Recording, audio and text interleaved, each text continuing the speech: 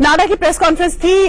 नाडा से पहलवान नरसिंह यादव को बड़ी राहत मिली है। नाडा ने नरसिंह यादव के ऊपर से बैन हटा दिया है।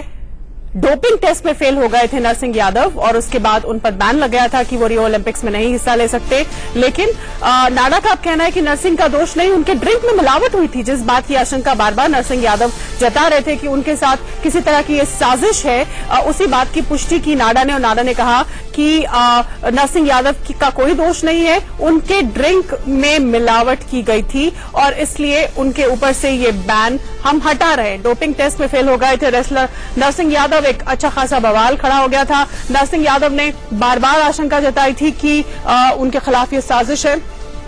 राजीव मिश्रा हमारे स्पोर्ट्स एडिटर इस वक्त हमारे साथ फोन लाइन पर जुड़ चुके हैं। राजीव, बड़ी राहत ये नरसिंह के लिए नहीं बल्कि पूरे देश के खेल प्रेमियों के लिए भी। और जो बात नरसिंह बार बार कह रहे थे कि उनके खिलाफ साजिश है, ये उसी की पुष्टि की नाडा ने ये कहकर कि उनकी ड्रिंक में मिलावट की गई थी।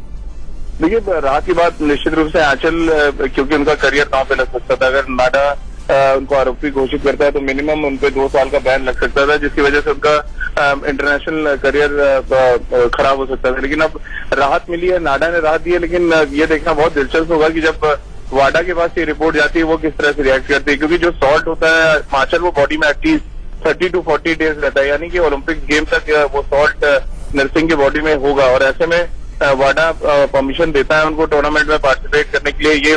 ये देखना खासा दिलचस्प होगा और किस तरह से कुश्ती संघ और नाडा रिएक्ट करती हैं, किस तरह से इस मामले को आगे ले जाती हैं, इस बात पर निर्भर करेगा कि नरसिंह ओलंपिक्स में खेल पाएंगे या नहीं। राजीव, इस बीच परवीन राणा, रेसलर परवीन राणा को पहले ही चिन्हित कर लिया गया है, सिलेक्ट कर लिया गया है कि वो किया गया था कि वो नरसिंह यादव की जगह हिस्सा लेंगे रियो ओलंपिक्स में। लेकिन अब ये क्लीन चिट दी गई है नरसिंह यादव को। उसके बाद ये एक विवाद की बात कि आगे जाके वो डोप टेस्ट में फेल हो जाएंगे क्योंकि वो रिमेन स्ट्रीम बॉडी के अंदर रहते हैं अगले 1.5-2 महीने तक।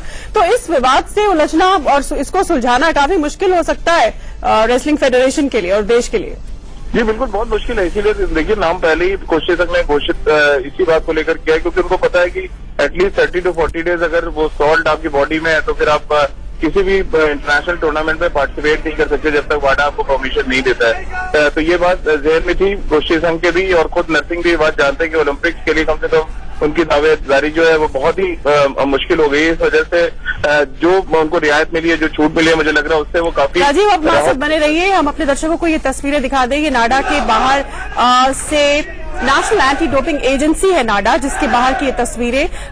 रेसलर संघ के लोग यहाँ पर मौजूद है, रेसलर्स यहाँ पर मौजूद है, तमाम अधिकारी से जुड़े हुए। आपको बता दें कि रेसलिंग फेडरेशन ने नरसिंह यादव का भरपूर साथ दिया था और उनकी पूरी हिमायत की थी। और नरसिंह यादव का भी खुद ये कहना था बार बार कि उनके खिलाफ ये साजिश रची जा रही है। देखिए, मिठाइयां यहाँ पर बांटी जा रही है, इस कदर खुशी का माहौल है। लेकिन एक सवालिया निशान बड़ा सा अभी भी लगा हुआ है, क्योंकि जैसे हमारे स्पोर्ट्स एडिटर राजीव मिश्रा बता रहे हैं कि जो सॉल्ट ज्यादा पाया गया शरीर में, बॉडी में, जिसके बेसिस पर नाडा ने बैन लगाया था नरसिंह यादव पर, वो अभी भी उनके शरीर के अंदर मौजूद रहेगा, कुछ समय तक रहता है। और आगे जब वो रियो ओलंपिक्स में अगर हिस्सा लेने जाते हैं तो वहां पर उनको डिस्क्वालीफाई किया जा सकता है। ऐसे में एक बड़ा सवालिया निशान देश के सामने, खेल मंत्रालय के सामने, रेसलिंग फेडरेशन के सामने है कि इस स्थिति में क्या नरसिंह यादव को क्लीन चिट मिलने के बावजूद क्या उन्हें देश का प्रतिनिधित्व करने के लिए, खेलने के लिए, क्या उनको रियो भेजा जाएगा,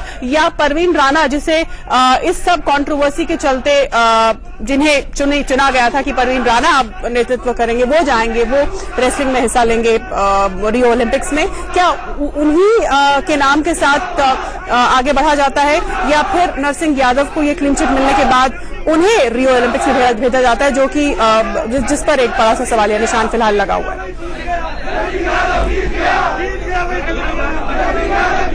यहाँ हम रुकेंगे एक छोटे से ब्रेक के